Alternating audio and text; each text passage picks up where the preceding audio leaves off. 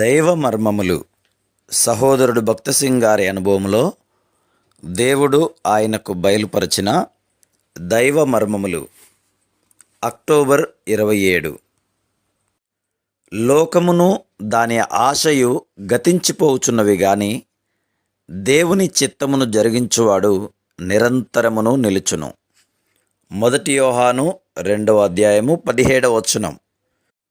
నీవు దేవునికి లోబడగోరుచున్నావని నీ ప్రియులు విని ఏడవనారంభించిన సందర్భంలో నీవు దేవునికి అవిధేయుడవు కాలేదా?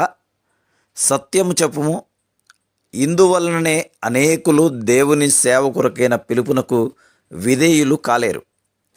ఇదే రీతిగా వేరొక స్థలమునకు వెళ్ళుమని దేవుడు కోరినప్పుడు అనేకులు వెళ్ళ నిరాకరించిరి.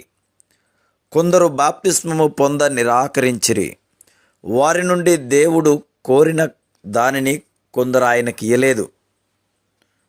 ప్రియుల కన్నీరు అవిధేయతకు హేతువాయెను. మరియు ప్రభువు నీతో మాట్లాడి నిన్ను గద్దించవలసి వచ్చెను.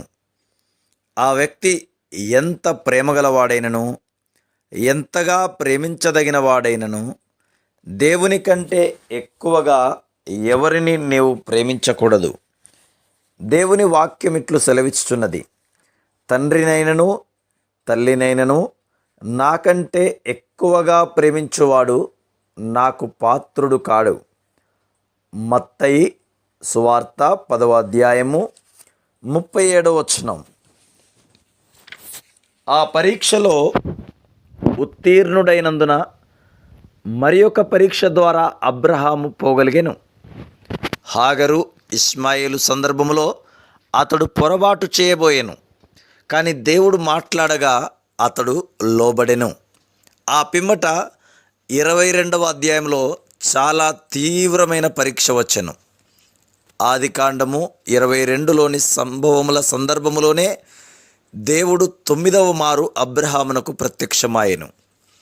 21వ అధ్యాయంలో ఇష్మాయేలు పట్ల అతనికున్న ఆప్యాయత ద్వారా అబ్రహాము నడిపించబడినట్లు ఇస్సాకు సందర్భములో అట్లే నడిపించబడు శోధన శారా కలిగి ఉండెను.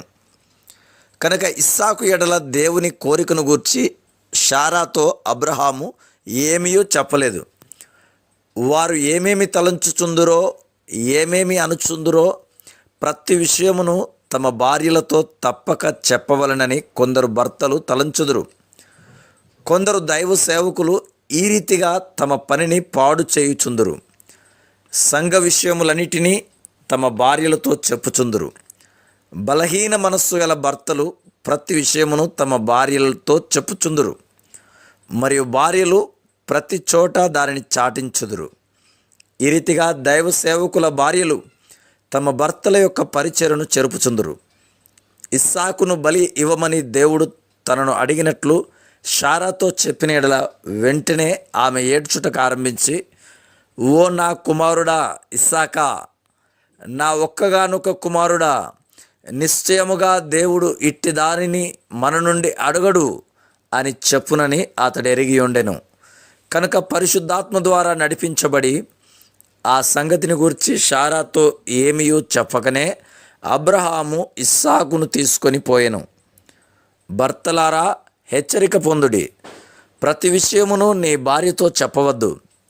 భార్యలు గంటల కొలది ఏడవవచ్చును.